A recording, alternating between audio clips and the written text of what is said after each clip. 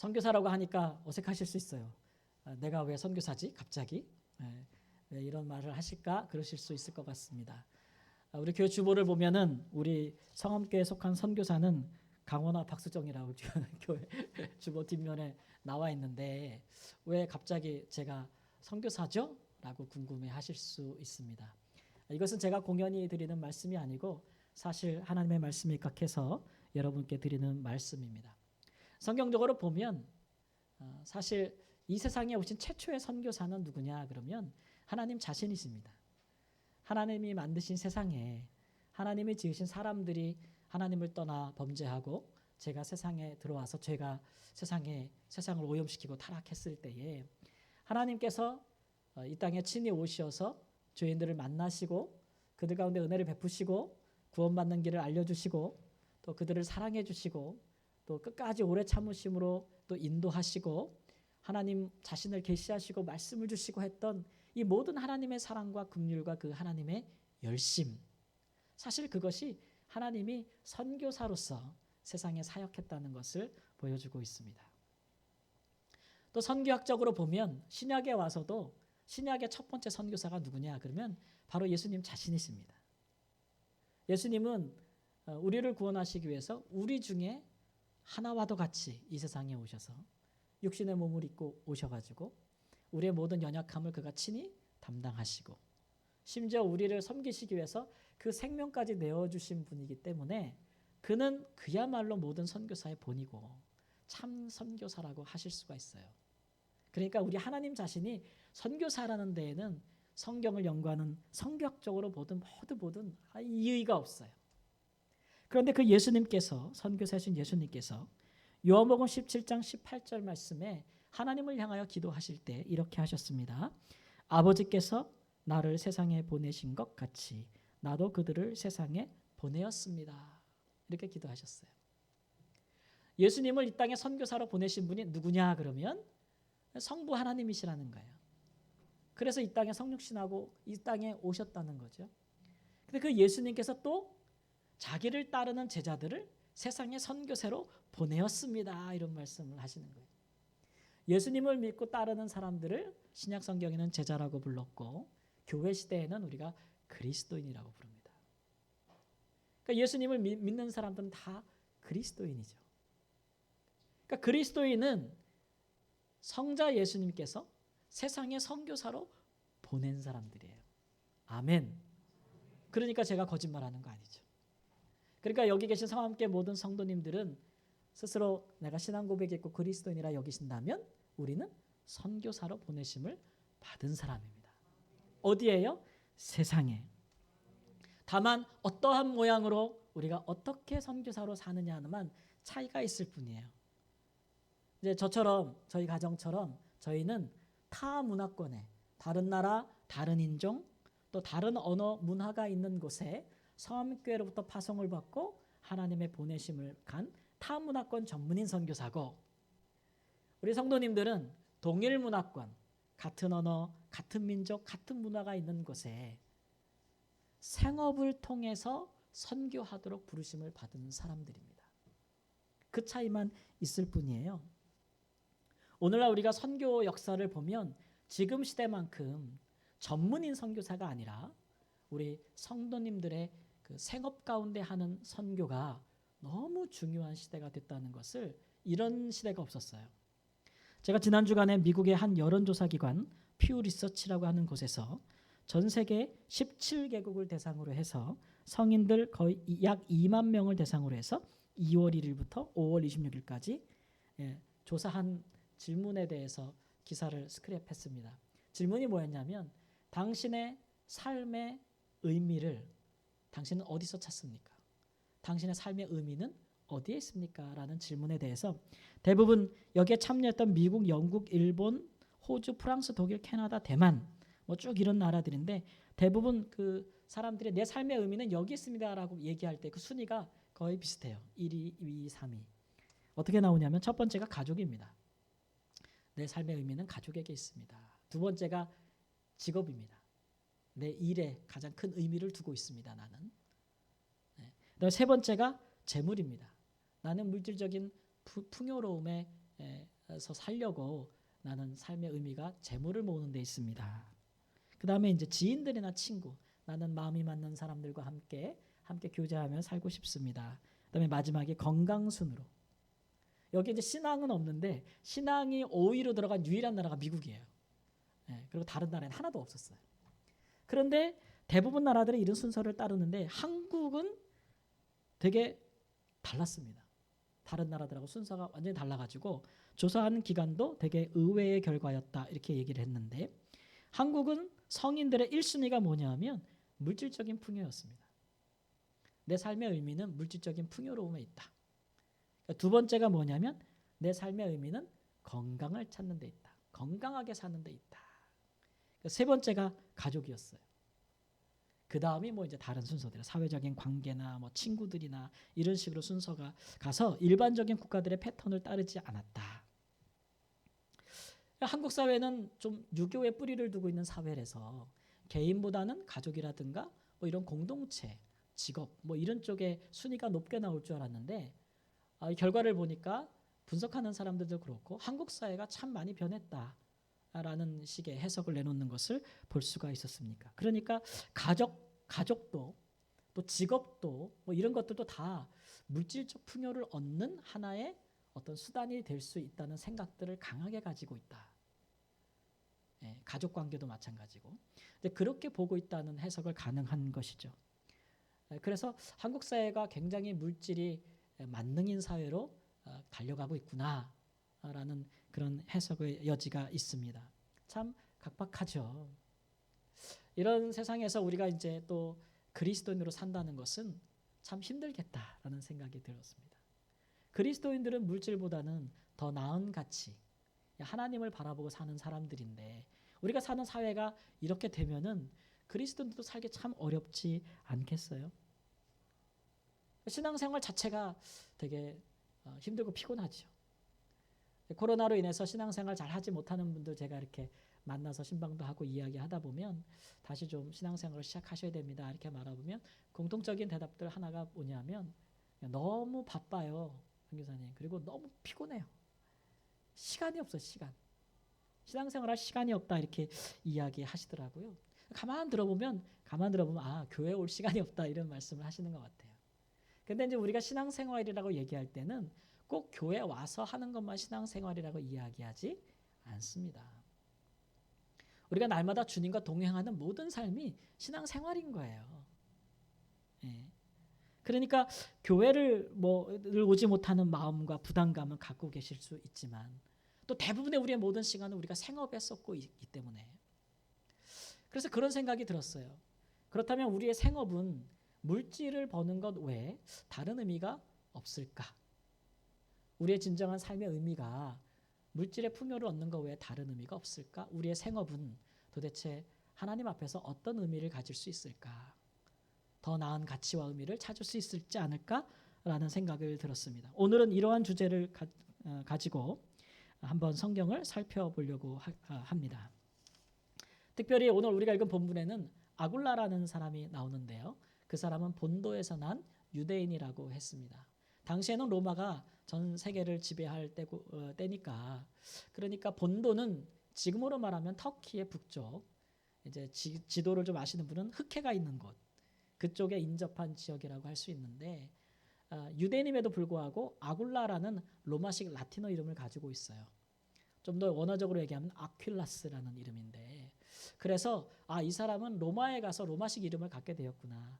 그렇다면 유대인이 그런 이름을 가졌다면 아마도 로마가 이 본도라는 곳을 점령했을 때에 포로로 잡혀가서 로마에 가서 이제 그 아퀴라스라는 유명한 가문에서 노예 생활을 하다가 그가 이제 주인이 죽거나 아니면 주인이 그를 자유케 해줘서 자유의 신분이 되었구나라는 것을 추정할 수 있을 거라고 생각합니다. 그래서 이 사람은 이제 로마에서 텐트를 만드는 사람, 천막을 만드는 제조업을 하는 생업에 종사했던 사람입니다.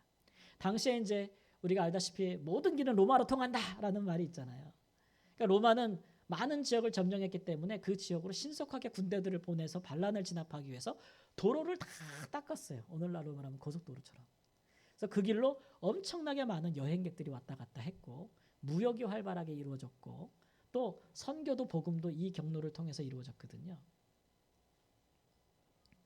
그래서 로마에서 사업을 한다는 것은 굉장한 많은 기회를 얻을 수가 있는 것이죠.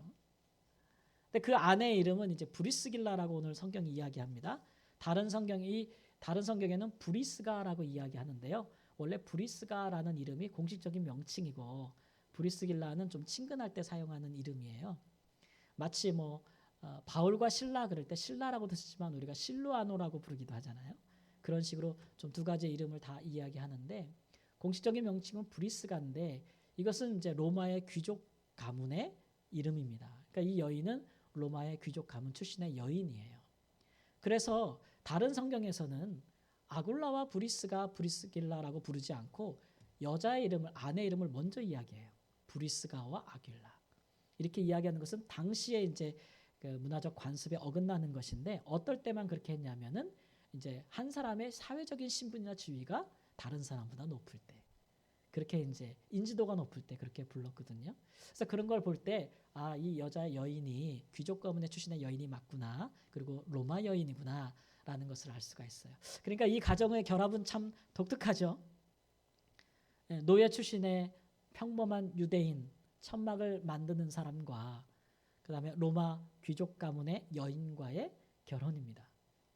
그러니까 굉장히 독특한 결혼이라고 할 수가 있죠.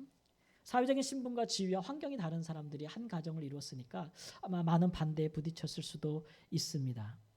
이 가정이 겪은 일을 보면 2절 말씀에 보면 글라우디오가 이 사람은 로마 황제예요.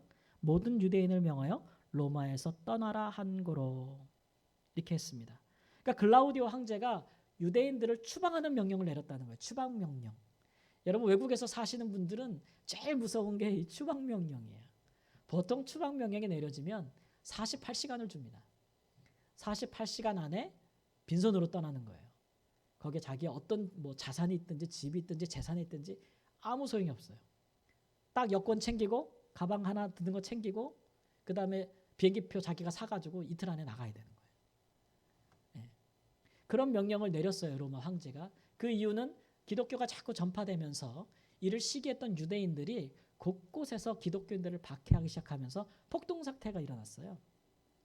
그래서 그것이 이제 로마의 치안과 질서에 이제 좋지 않다 여겨서 로마 황제가 이런 결단을 해서 당시에 역사적인 기록을 보면 2만 5천 명의 유대인들이 로마로부터 추방을 당했대요.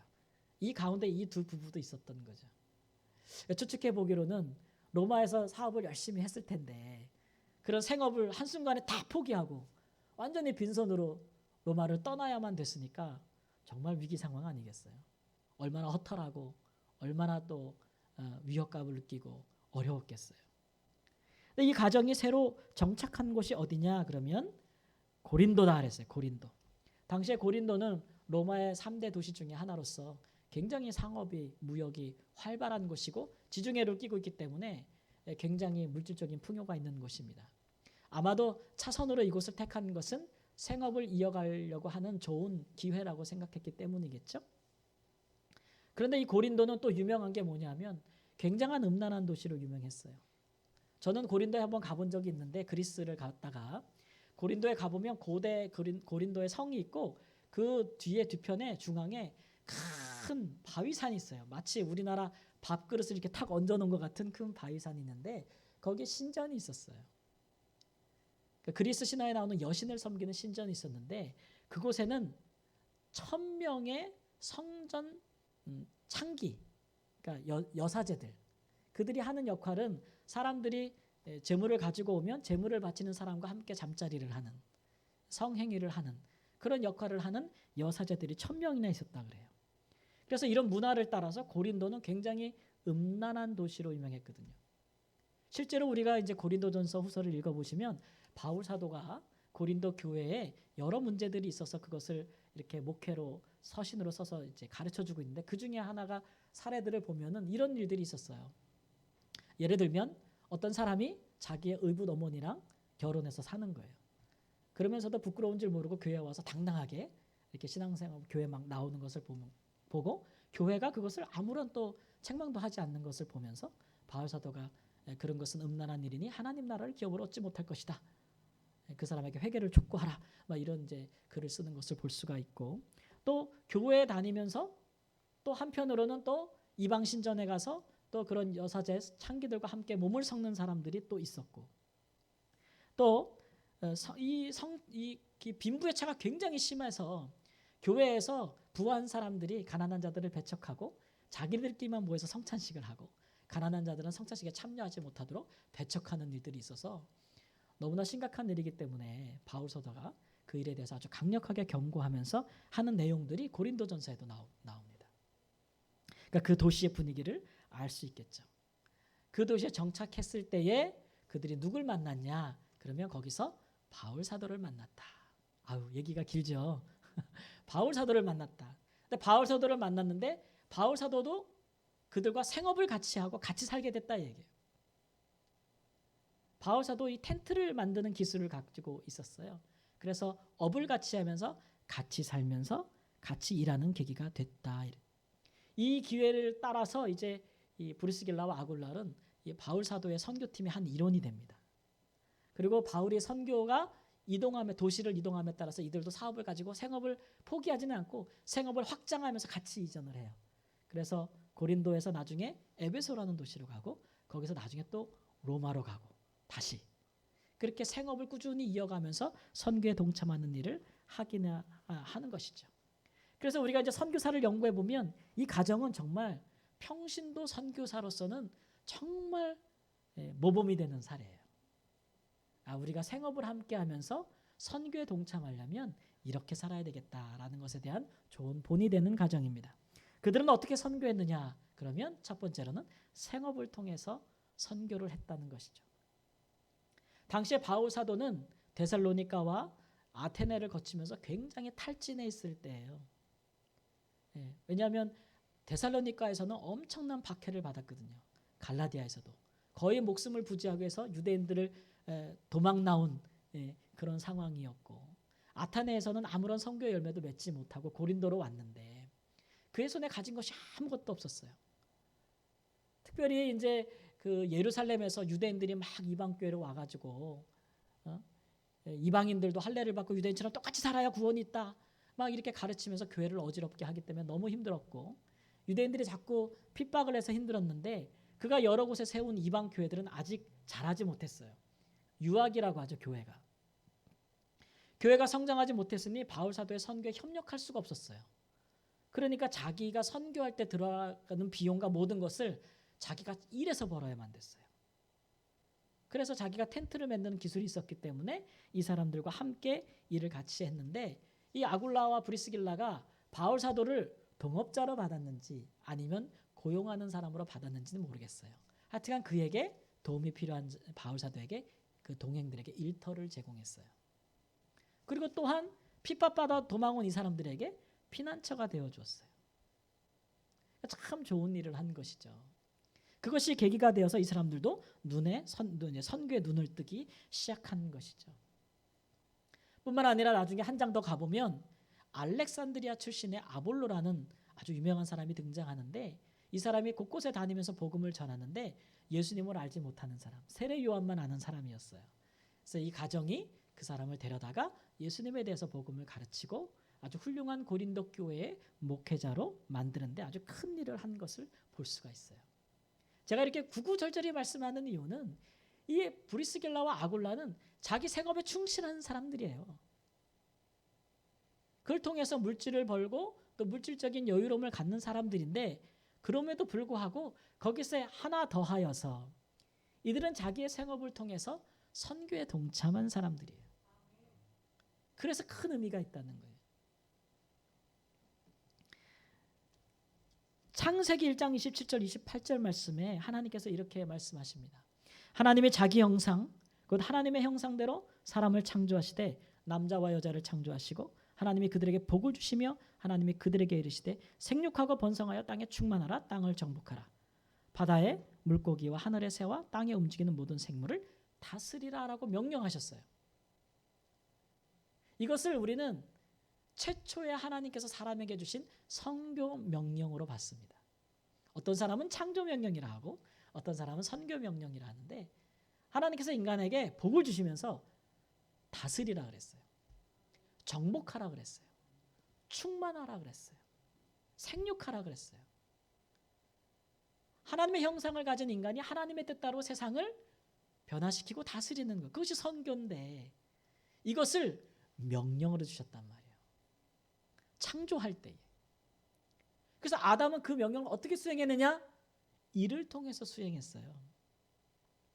오늘날 우리가 일하는 것이 너무 힘들고 먹고 사는 것이 너무 힘들다 보니까 일이 고통이야?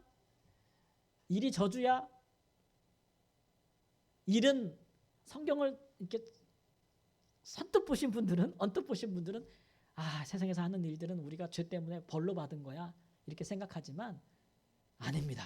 아닙니다. 우리 어르신들 말씀으로 만만의 콩떡 뭐 천만의 뭐 그런 얘기예요. 성경적으로 택도 없는 얘기예요. 왜냐하면 하나님께서 일을 주신 것은 아담이 범죄하기 전이에요. 그러니까 일을 통해서 세상에 선교하는 자들로 하나님이 다 부르신 거예요, 사람들을. 그런데 그 일이 죄로 말미암아 더 고통스러워졌을 뿐이에요. 고통의 의미가 더해졌을 뿐이에요. 창세기 3장 17절 말씀에 아담에게 이르시되 내가 내 아내의 말을 듣고 내가 내게 먹지 말라 나무의 열매를 먹었은즉 땅은 너로 말미암아 저주를 받고 너는 내 평생에 수고하여 그 소산을 먹으리라 그랬어요. 하나님의 선교 명령을 수행하는 이 일이 죄의 결과로 말미암아서 세상이 뒤죽박죽 되면서 고통스럽고 아주 수고를 해야 먹고 사는 일로 그렇게 전락되고 만 거예요. 그렇다고 해서 우리가 그 본래적 일의 의미를 잊어버리면 안 되겠죠. 우리 생업의 의미, 선교를 수행하는 거예요. 이건 우리 선택이 아니에요. 왜냐하면 명령으로 주어졌기 때문에 이것은 우리의 필수 과목입니다. 더군다나 예수 그리스도 안에서 우리의 죄가가 다 말갛게 씻기고 죄의 허물이 벗겨졌잖아요. 그러면 우리는 이 그리스도인들은 세상에서 하는 모든 일의 본래적인 의미를 찾아야 돼요. 이제는 찾아야 되죠. 그게 뭐냐? 생업이 단순히 우리가 세상에서 생존하고 물질적인 풍요를 누리는 것에 그치는 것이 아니라 근본적으로는 세상을 향한 하나님의 선교를 수행하는 통로라라는 것이죠. 그런 뜨거운 마음으로 우리가 이제 우리의 생업에 종사하고 일터로 가는 것입니다. 아글라와 브리스길라는 이 생업에 종사할 때에 이 바울 사도를 만나면서 이 사람이 처음에는 업을 같이 하는 동업자였지만 나중에는 이 사람이 자기의 선교의 동역자가 되었어요. 동역자. 네. 이거 얼마나 훌륭한 말인지 몰라요. 여러분, 우리가 일터에서 만나는 모든 사람들, 우리가 생업 가운데 만나는 모든 사람들, 우리와 업을 같이 하는 사람들이겠죠. 그러나 그 사람들이 사실은 잠재적인 우리의 동역자들입니다. 아유, 저 사람이 우리 뭐 단순히 그냥 서로 물질 관계로 일하기 위해서 같이 협력할 뿐이지라고 생각할 수도 있지만 그건 세상 사람들의 생각이고 우리 믿음의 사람들은 더 넓은 생각, 선교적인 생각을 가져서 그 사람들이 우리의 선교의 동역자가 될 수 있다는 그런 넓은 생각들을 가지셔야만 됩니다. 제가 아는 그 장로님 한 분이 계신데 그분은 이제 작은 뭐 생업을 하고 사업을 하시는 분이셨는데 늘 이제 살면서 그렇게 선교적인 사업으로 삶을 사시는 분이셨어요. 그래서 나는 생업에 종사하지만 나는 또한 선교사다라는 이 굳은 소명감을 갖고 사시는 분이어서 할 수만 있는 대로 주변 사람들에게 이제 어려운 사람들을 돕고 또 복음을 전하는 일에 힘쓰고 또 그 일에 다른 분들에게 함께 하자 늘 이제 격려하는 분이셨어요. 그리고 실제로 이분은 이제 은퇴하시고 난 후에는 나는 좀 더 멀리 가서 이 선교적인 사명을 수행하겠다. 그래서 아프리카 케냐에 가셔가지고 이분이 노년의 나이에도 거기에 시골에 들어가셔서 거기서 학교를 세우고 아이들을 돌보고 가르치고 먹이다가 그곳에서 하나님의 부르심을 받으셨어요. 근데 그분이 혼자 하실 때에는 사람들이 동참하지 않았어요. 그냥 저 사람이 그냥 열심히 하는가 보다. 유별나다. 뭐 이렇게 유별나게 믿어. 이렇게 말씀하셨는데 그분이 그렇게 하나님의 부르심을 받고 그동안 그를 지켜봤고 또 그분의 이야기를 들었던 많은 분들이 이제 마음의 감동을 받았어요. 그래서 그분이 하셨던 삶의 길을 우리가 좀 예수님이 걸어가셨던 것처럼 우리가 좀 그를 본받아야 되지 않겠나. 그래서 자발적으로 모이기 시작했어요. 자발적으로. 그래서 개인 직업을 가지신 분들도 아니면 뭐 뭐 자영업을 하시는 분들도 아니면 작은 사업체를 하시는 분들도 기업을 하시는 분들도 다 같이 모여가지고 십시일반해가지고 이렇게 헌금을 해가지고 재단을 만드셨어요. 그 재단 이름이 선한 뜻 재단인데 제가 어떻게 이 재단을 알게 됐냐면 이분들이 저희 말라위에도 저에게 선교를 하시는 후원을 하시는 재단이 됐어요. 그래서 이제 코로나 중에도 저희 말라위를 방문하셨었는데 이제 내년에도 또 간다고 이제 연락이 오셨는데 이렇게 이제 그렇게 모인 분들이 그 뜻을 받들어서 모여서 스스로 재단을 만들고 국내외 또 선교지에 많은 그 어려운 사람들을 돕고 그들에게 복음을 전하고 사랑을 전하는 일을 감당하고 계시더라고요. 그 일에 이제 우리 말라위도 혜택을 입고 이 재단이 어떻게 만들어졌나 이제 그 얘기를 들으니까 그렇게 이제 하나의 미랄처럼 사셨던 한 분 장로님이 계시더라고요. 생업을 통해서 선교하셨던 분이 참 아름답다. 참 그 인생이 아름답다. 그 삶의 가치가 그 의미가 참 놀랍다라는 생각을 했었어요. 그분이 그렇게 혼자 하실 때에 다른 분들이 참여하지도 않고 그럴 때에 그분이 그렇다고 해서 포기하신 분은 아니죠. 하나님 앞에서 선교사로서의 삶을 살아가는 자신의 삶에 충실하셨고 그것을 하나님께서 그렇게 사용하신 것을 볼 수가 있어요. 그러니까 생업을 통해서 선교한다는 것이 여러분 얼마나 아름다운 일이에요. 우리 이 일에 적극적으로 동참하시는 우리 성함교회 성도님들이 되시길 주님의 이름으로 축원합니다. 우리가 하고 있는 일들이 가치 없는 일들이 아니에요. 그냥 일해서 먹고 살고 생존하고 돈만 버는 그런 일들이 아니에요.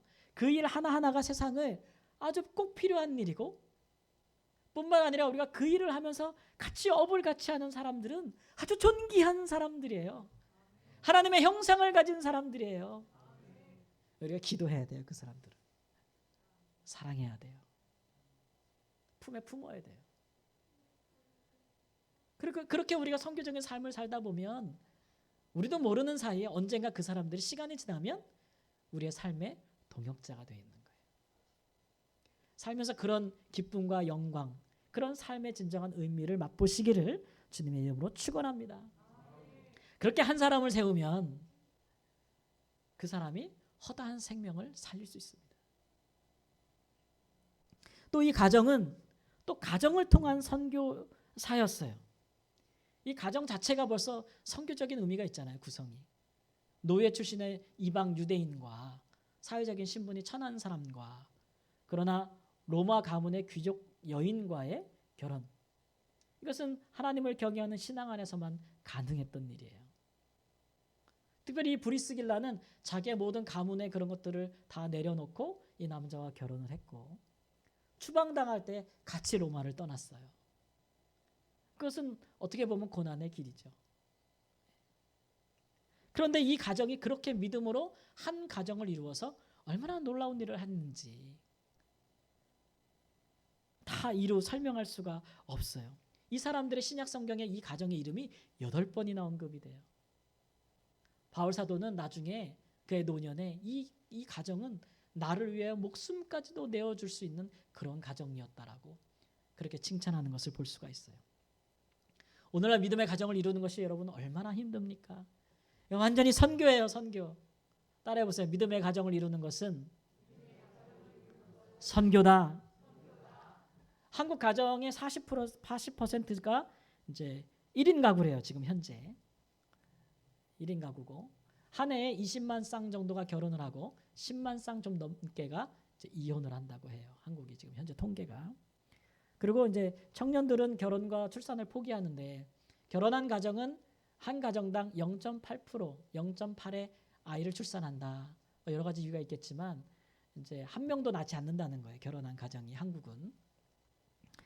그만큼 이제 우리나라가 우리가 흔히 얘기하는 전통적인 가정 혹은 성경적인 가정을 이루기가 참 어려운 환경이 조성되고 있다. 이렇게 생각해 볼 수도 있겠습니다. 그렇게 이제 되는 원인이 뭐냐? 왜 이제 젊은 분들이 결혼도 포기하고 출산도 포기하냐? 그렇게 보면 이제 많은 분들이 생각할 때 내 집 마련이 어려워서 그런가? 또 아이를 키울 때 돈이 너무 많이 들어서 그런가? 직장 생활이 너무 힘들어서 그런가? 여러 가지로 이제 추측을 해서 뭐 정치하는 사람들은 그거에 대한 이제 정책과 공약을 세우기도 하고 막 그러잖아요. 그래서 막상 근데 이제 젊은 사람들이 의식 조사를 해보면 1순위, 2순위가 나오는데 1순위가 뭐냐면 그냥 결혼의 필요성을 못 느낀다. 그게 첫 번째예요. 두 번째는 미래가 불안하다. 우리가 살 미래가. 근데 굳이 결혼까지 해서 누구를 책임질 필요는 없다. 내가 원하고 내가 바라는 인생을 살면 되는 것이다. 그래서 이것이 어떤 환경적인 문제보다는 일단은 가치관의 문제라고 볼 수가 있어요. 가치관. 결혼과 가정을 이룰 필요가 없다는 가치관을 이제 갖고 있는 것이 좀 큰 문제죠. 그래서 이 가치관의 문제는 결국 신앙으로만 해결될 수 있는 문제예요. 어떤 환경을 일시적으로 바꾼다고 해서 해결될 수 있는 문제가 아니죠. 이 불안한 미래 어떻게 바꿀 수 있겠어요?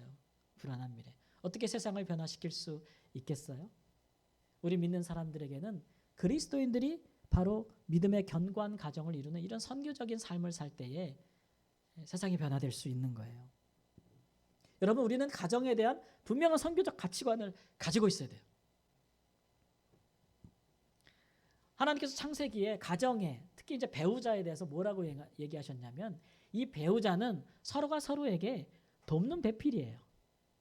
영어로는 헬퍼예요. 헬퍼. 돕는 배필이에요. 다시 말하면 동역자, 코워커예요. 하나님께서 세상에 주신 선교적인 명령을 수행함에 있어서 함께 평생을 돕고 한 몸같이 사역하는 사람들. 이런 사람이 바로 우리의 배우자라고 할 수 있고 그 두 사람의 믿음의 결합으로 믿음의 가정이 이루어지는 거예요. 결혼해서 낳은 자녀들은 그렇게 귀한 믿음의 존귀한 자녀들인 것이죠. 제가 2주 전에 한 젊은 가정을 만나가지고 이렇게 신방을 하는데 그 아내 된 분이 이렇게 얘기를 하더라고요. 요새 남편이 아주 미워 죽겠대요. 아주 꼴도 보기 싫대요. 막. 그래서 봐도 이렇게 안 보고 이렇게 옆으로 본대요. 왜 그러냐 얘기 들어봤더니 남편이 말이죠. 자기는 논주한대요. 남편이 밖에나 직장 생활하니까 자기만 일하고 집에서 애 키우고 집안일하고 막 돌보는 자기는 맨날 논다고 생각한대요. 그래서 뭐 이렇게 힘들어서 힘들어 그러면 네가 집에서 뭐 한다고 힘들어? 이렇게 얘기한다는 거예요. 그래서 제가 요즘 시대에 그런 사람이 살아남을 수 있어? 네. 얼마나 힘든 일이에요. 하나님이 우리에게 맡겨주신 존귀한 자녀들을 잘 양육한다는 것이 정말 밖에서 일하는 것만큼이나 힘든 일이에요. 오죽 힘들면은 그 남녀가 같이 해야 된다 그래요 요새. 육아휴직까지 내면서. 그러니까 믿음 안에서 이 가정 안에서 자녀들을 세우고 배우자를 서로 믿음 안에서 세운다는 게 정말 선교 사역이에요. 좀 또 멀리 나가면 살아가는 친족들도 믿음 안에 세운다는 것이 많은 기도와 헌신과 사랑이 있어야만 가능한 일이죠. 여러분, 가정 안에 있는 사랑하는 배우자부터 사랑하는 자녀들부터 믿음 안에 견고히 세우는 선교의 삶을 사시기를 축원합니다. 이런 삶이 되면 너무 행복해요. 저는 이제 남편이 굉장히 불신의 마음을 품고 살아가고 있는 그런 한 그 권사님을 알고 계신데 제가 만났을 때는 집사님이셨는데 남편이 워낙 이게 그 강하다 보니까 교회를 신앙에 대한 성경에 대한 불신을 품고 있다 보니까 이분이 참 많이 힘들어가지고 늘 기도하면서 남편한테 잘해주고 그래가지고 하여튼 어떻게든 달래가지고 성경 공부 모임을 데리고 나오셔가지고 저랑 2년 동안 신약 1년, 구약 1년을 성경 공부 모임에 참여하신 적이 있었는데 하나님께서 참 감사하게도 은혜를 주셔가지고 그 남편분이 믿음이 생기고 이제 예수님을 영접하면서 많이 변화되셨어요. 그래가지고 이제 뭐 신앙생활도 지금은 잘 하시고 안수 집사님으로 한 교회에 아주 든든한 기둥으로 서 계실 뿐만 아니라 그 자녀들한테 그렇게 자녀들을 위하여 기도하시고 이번에 권사님이 연세가 드시면서 암에 걸리셔가지고 되게 힘든 시기를 보낼 때에 이 남편이 얼마나 지극정성으로 사랑으로 아내를 위하여 기도하고 돌보시는지 그 사랑으로 아내가 다시 건강하게 되고 자녀들이 그것을 보면서 본받고 너무 아름다운 믿음의 가정의 모습을 보았어요. 여러분 얼마나 행복하겠어요. 또 이 가정이 또 저희들 옛날부터 아시는데 지금까지도 항상 저희를 위해 기도해 주시고 후원해 주시는데 저희가 선교지에서 굉장히 어려운 순간마다 이분들이 짠든잔하셔가지고 항상 위로해 주시는 분들이세요. 저희들에게도 큰 위로가 되고 있어요. 이런 귀한 믿음의 가정을 이루면 참 행복하죠. 우리 성도님들이 그런 축복을 얻으시기를 주님의 이름으로 축원합니다. 마지막으로 이 가정은 교회를 통해서 선교하는 가정이었습니다. 로마서 16장 4절 5절 말씀 보면 너희는 아굴라와 브리스길라에게 문안하라. 나뿐 아니라 이방인의 모든 교회도 그들에게 감사하느니라. 너희는 저희 집에 있는 교회에도 문안하라 이랬습니다. 마지막으로 이제 이들이 사업을 확장하면서 결국 로마까지 돌아갔는데 거기서도 교회의 굉장히 로마 교회의 중심적인 역할을 감당을 했다. 그들의 헌신과 선교를 향한 헌신이 이방에 있는 모든 교회까지 다 알려져서 이방 교회가 그들에게 감사한다 이런 얘기죠. 이 얘기는 이 가정이 로마에 있는 교회를 통해서 이방에 있는 교회를 섬겼다는 얘기예요. 이건 이제 타문화권 선교를 이야기하는 것이죠. 이거는 교회가 이제 타문화권의 선교사를 저희 가정처럼 이렇게 보내서 선교한다는 얘기예요. 우리가 직전과 일터에서 선교사로 사는 것도 중요하지만 또 멀게는 타문화권에 있는 땅끝에 있는 우리가 알지 못하는 사람들에게도 선교하는 일은 중요한데 한 사람이 한 가정이 하기엔 너무 벅찬 일이잖아요. 그래서 이 일은 교회로 모여서 하는 거예요. 그렇죠? 그래서 성암교회가 스펙천의 꿈을 품고 저희 가정을 2009년에 말라이로 파송해 주셨잖아요. 그래서 이제 만 12년의 사역을 잘 마치고 저희가 지금 안식년을 보내고 있는 거 아니겠어요? 우리 성암교회가 저희를 위해서 기도해 주시고 후원해 주지 않으셨더라면 저희 벌써 돌아왔을 거예요. 힘들어서. 이제 12년이면 저희가 선교사로서 2텀을 마친 거예요. 이렇게 마치고 1년 쉬러 나올 수 있었던 것은 우리 성암교회 성도님들의 귀한 헌신과 사랑이 있었기 때문에 그렇습니다. 제가 여러분들을 만나지 않았으면 어떻게 갈 수 있었겠어요, 그렇죠?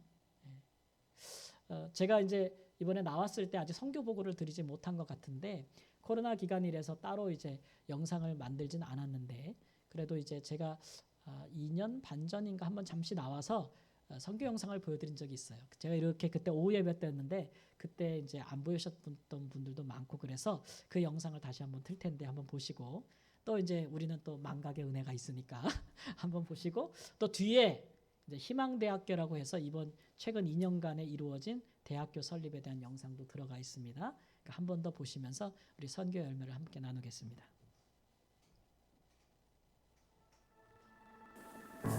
오늘은 축제의 날. 마을 사람들이 태어나 처음으로 깨끗하고 안전하게 마실 수 있는 우물을 갖게 된 날입니다. 그 오랜 세월 물이 없어 고통받았던 모든 슬픔을 씻겨버리는 듯 크게 노래 부르며 춤을 추며 우물로 내려갑니다. 이날 한 여인이 세례를 받았습니다. 평생을 힘들게 살아왔던 할머니가 생명의 우물을 처음 여는 날 신앙을 고백하고 무릎을 꿇었습니다. 이날 하늘문이 열리고 성령이 임했습니다. 우물가에서 이 여인은 물과 함께 구원과 평안을 함께 얻었습니다. 물도 전기도 없는 곳에서 살아가는 말라위 사람들. 열악한 환경에서도 살아남기 위해서 몸부림치지만 반복되는 빈곤 속에서 절망을 느낍니다. 예수님의 말씀처럼 그들의 이웃이 되고 친구가 되려 합니다. 학교가 없어 공부할 수 없는 어린이들을 위해 교실을 지어 글을 가르치고 운동장을 만들어 마음껏 뛰놀게 합니다. 배고픔에 힘없는 아이들을 먹이기 위해서 농사를 짓습니다. 가난과 무지로 대물림되는 빈곤의 사슬을 언제쯤이면 끊어버릴 수 있을까요? 시작은 미약하지만 점점 희망의 꽃이 피어나고 있습니다. 어린이들이 악한 전통과 무속신앙에 매여 질병과 죄로부터 자유를 누리고 있습니다. 더 이상 어린이들이 조혼과 노동으로 인한 공포에서 고통받지 않도록 점차 믿음 안에서 꿈을 가지고 인생을 펼칠 기회가 생겨나고 있습니다. 뜨거운 태양과 먼지를 피해 초가에서 예배를 합니다. 변변한 예배당조차 없지만 그러나 찬송은 뜨겁고 하나님의 말씀을 듣고자 하는 열정이 불타오릅니다. 비가 오는 날이면 집에서라도 모입니다. 성령의 역사가 뜨겁고 간증이 쏟아집니다. 함께 힘을 모아 예배당을 짓습니다. 마을의 우뚝 선 예배당은 교회이자 학교이자 마을 회당입니다. 이번 우기에는 태풍으로 인해 큰 피해가 발생했습니다. 수많은 사람들이 목숨을 잃었고 100만 명이 넘는 사람들이 한밤중 갑자기 밀어닥치는 범람한 강물에 집이 무너지고 농지가 쓸려가는 바람에 목숨을 부지하기 위해 맨몸으로 뛰쳐나왔습니다. 피난 캠프에 모여 도움의 손길만을 기다리고 있었습니다. 그들을 위해 한국교회가 발벗고 나섰습니다. 재난을 당한 사람들을 위해 긴급구호로 9천여 가정에게 보름치의 식량과 물품을 전달했습니다. 복음은 이렇게 떡과 함께 전파되고 있습니다. 아프리카 동남부에 있는 말라위 릴롱게 24지역. 하루 1,000원 미만으로 힘겹게 살아가는 사람들이 모여 사는 곳에 희망 선교센터가 있습니다. 이곳에는 2010년부터 마마의료센터, 햇빛 유치원, 참빛 초등학교, 초록빛 중고등학교가 세워져 복음과 사랑으로 지역 사람들을 섬기고 있습니다. 우리는 복음만이 빈곤의 악순환과 만연한 질병, 그리고 죽음에 이르게 하는 범죄들을 극복하고 하나님 나라가 임하게 하는 유일한 길이라고 믿습니다. 각종 질병과 영한 결핍으로 고통받는 영유아들을 돌보고 과부들과 노약자들을 찾아가 섬깁니다. 또한 기독교 교육을 통해 성경적인 가치관으로 스스로 삶을 변화시키도록 힘껏 돕고 있습니다. 이곳 희망선교센터에서 우리는 매일 2,500여 명의 학생들과 함께 먹으며 하나님의 말씀과 지식을 열심히 가르치고 배우고 있습니다. 신체적으로, 사회적으로, 영적으로 건강하게 자라서 세상을 변화시키는 하나님의 청지기들이 되도록 하는 것이 우리의 소망입니다. 우리는 기대합니다. 희망선교센터에서 자란 하나님의 사람들이 이 지역을 가득 채울 것이며 고통과 죄악으로 가득 찬 이 땅을 치유하고 새롭게 할 날이 곧 올 것이라는 것을 우리는 믿습니다. 이 모든 선한 일을 시작하신 하나님께서 끝까지 이루실 것이라는 것을. 하나님께서는 우리에게 희망대학교 설립이라는 더 큰 비전을 주셨습니다. 기도의 응답을 받아 우리는 먼저 예배당을 세웠습니다. 하나님 나라를 위한 소명을 품고 인생을 바치는 목사와 교사, 그리고 기업가를 양육하기 위해 쉬지 않고 기도하며 예배하며 준비하고 있습니다. 사람을 키우고자 하는 이 비전에 함께 동참해 주십시오. 선한 것이 아무것도 없다는 성경의 나사렛 같은 땅 말라위. 그러나 이곳에서 진정한 예수의 사람들이 일어나서 아프리카인들의 마음을 주께로 돌아오게 할 것임을 우리는 믿습니다. 머지않아 그들이 열방을 복음으로 섬기게 될 것입니다.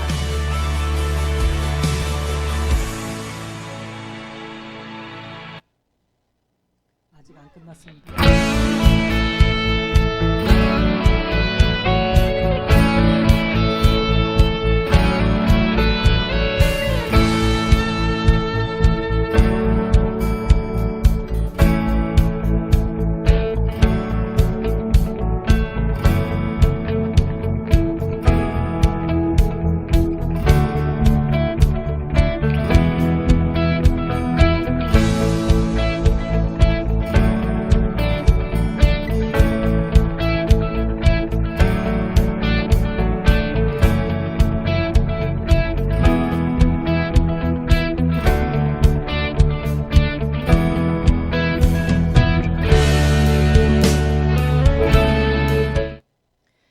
제가 조금 시간이 지났지만 이 영상을 보여드리는 이유는 제가 지난 12년 동안 여러 가지 일이 있었지만 되돌켜보면 참 행복했다는 말씀을 드리고 싶어서 그래요. 우리 성암교회 10백천의 비전에 참여하게 돼서 저는 너무 행복했습니다. 그 10은 저와 같은 이제 탐락권 선교사 10가정을 보내는 거잖아요. 제가 이제 첫 번째로 나갔었고, 또 100은 이런 일에 함께 참여하는 협력하는 선교사를 후원하는 것이고, 마지막 1000은 그 비전은 여러분에게 있습니다.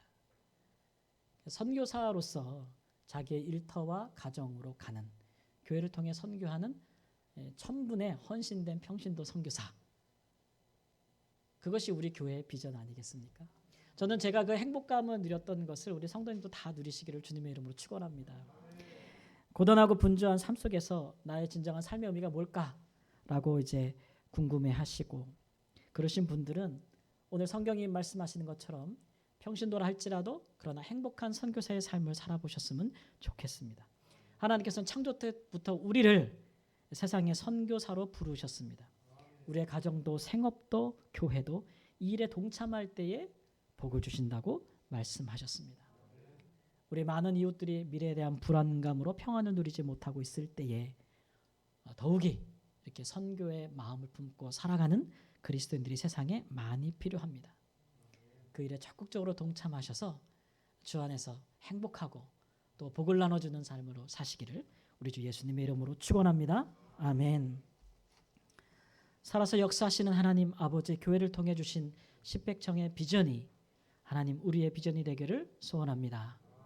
하나님 우리의 삶에 주신 일터와 가정이 너무나도 소중하고 하나님 우리에게 주신 사람들이 우리의 동역자들이며 하나님 그 장소가 우리의 선교지이고 통하여 하나님 우리는 교회를 통하여도 선교할 수 있습니다. 이 일에 같은 마음을 주시고 성령으로 같은 비전을 주시어서 하나님 참여함으로 하나님께 영광이 되는 삶을 살게 하시고 행복한 삶을 살도록 인도하여 주옵소서. 존귀하신 예수님의 이름으로 기도합니다.